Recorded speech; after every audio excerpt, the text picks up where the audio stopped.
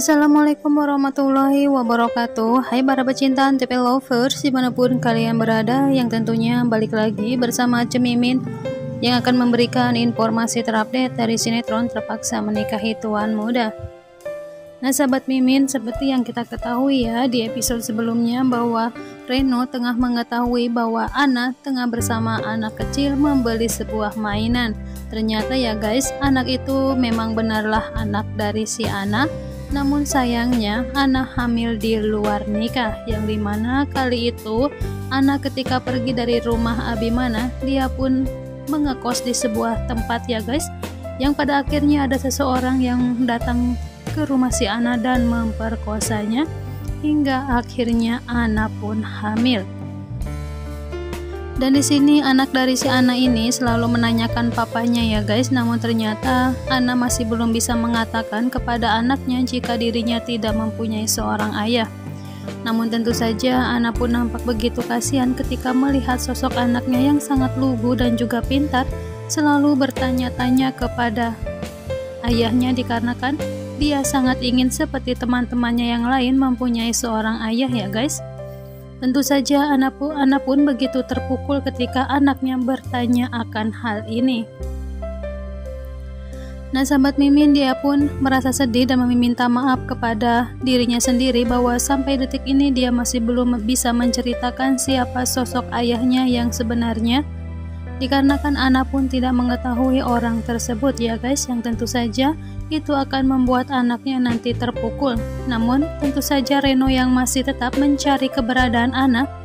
Jika mengetahui semua ini dan Ana pun menceritakan semuanya untuk nantinya ya guys, si Reno pun akan bisa menerima keadaan Ana dan tentunya akan bertanggung jawab kepada Ana tentang anak yang ada pada dirinya saat ini.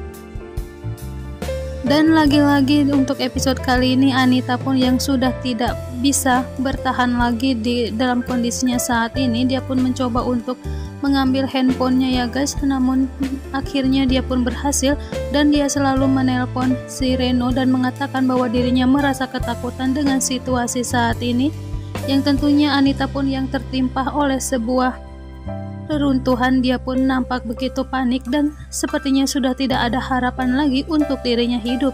Itulah yang Anita katakan di dalam hatinya ya guys.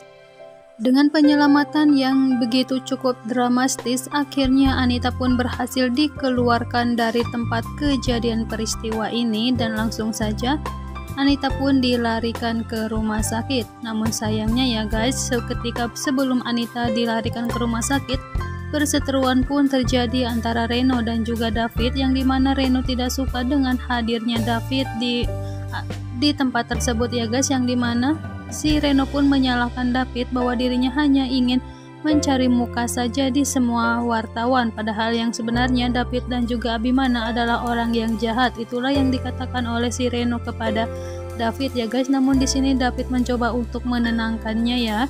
Namun tetap saja kali ini Reno pun semakin marah ketika dirinya mengetahui jika Abimana juga ada di situ. Namun Abimana pun yang mendengarkan ocehan dari si Reno tidak terima, dan akhirnya Abimana pun mengangkat tangannya dan marah kepada Reno bahwa dia juga berhak untuk menolong kakaknya karena yang di dalam itu adalah kakak kandungnya sendiri. Yang tentu saja membuat Reno akan semakin murka kepada Abimana ya guys, bahkan dia pun akan memukul Abimana, namun David dan juga Priska menahannya hingga pemukulan itu tidak terjadi.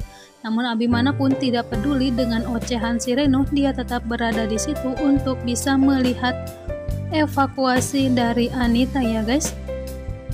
Nah sahabat Mimin, apakah yang akan terjadi di episode selanjutnya? Akankah si Anita ini nantinya mengalami kelumpuhan atau kecacatan ya akibat reruntuhan dan juga benda yang menjatuhi badannya, karena saat ini Anita telah tertimpa sebuah balok besar. Nah sahabat Mimin, mudah-mudahan ini semua akan menjadi pelajaran untuk Anita dan akan secepatnya bertobat ya.